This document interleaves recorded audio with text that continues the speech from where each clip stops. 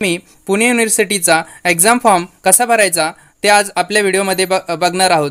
मित्रांनो, व्हिडिओ सुरू करण्या अगोदर व्हिडिओला लाईक करा, शेअर करा, कमेंट करा आणि आमच्या ज्ञानदर्शन चॅनलला सबस्क्राइब करा। चला सुरू करूया आजचा आपला व्हिडिओ। आज आपल्याला पुणे युनिव्हर्सिटीचा एम.कॉम सेकंड सेमिस्टर 4चा आपल्याला एक्झाम फॉर्म भरायचा आहे आणि त्यासाठी आपल्याला गुगलवर टाईप करावं लागेल unipune.ac.ac.in। तर ते टाईप केल्यानंतर आपल्यासमोर पुणे युनिव्हर्सिटीची एक वेबसाईट ओपन होईल।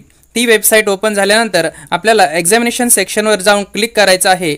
एक्झामिनेशन सेक्शनवर क्लिक केल्यानंतर खाली यायचं आणि इथे एक्झाम फॉर्म ऑनलाईन स्टुडंट सेक्शनमध्ये एक्झाम फॉर्म ऑनलाईन यावर क्लिक करायचं आणि त्यानंतर मग आपल्याला खाली 8 लिंक ओपन होतील। त्या 8 लिंकपैकी कोणती एक लिंकवर आपण क्लिक करायचं आणि त्या लिंकवर क्लिक करून मग आपण ऑनलाईन एक्झाम फॉर्म इथे लॉग इन करायचं।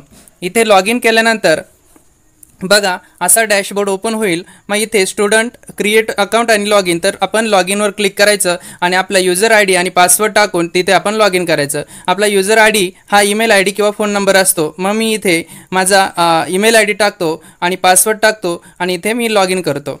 मग लॉग इन केलं ईमेल आय डी आणि पासवर्ड टाकल्यानंतर आपण इथे कॅप्चा टाकायचा असतो आणि कॅप्चा टाकून इथे लॉग इन करायचं आणि मग आपलं डॅशबोर्ड इथे ओपन होईल।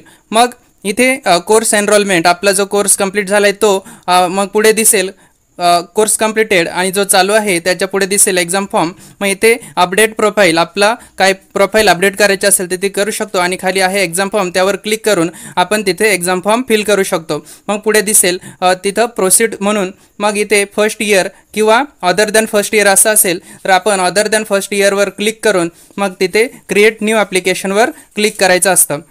मग आपली बेसिक डेटा किंवा बेसिक डिटेल्स आपल्याला समोर दिसेल आणि त्यानंतर मग नेक्स्ट म्हणायचं असतं।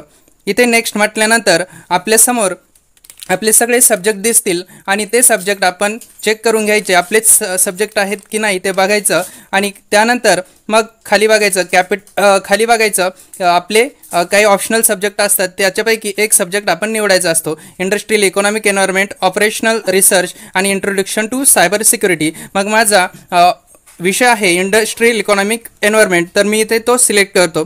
फक्त एकदाच तिथे सिलेक्ट करायचं आणि सेव्ह अँड नेक्स्ट म्हणायचं असतं।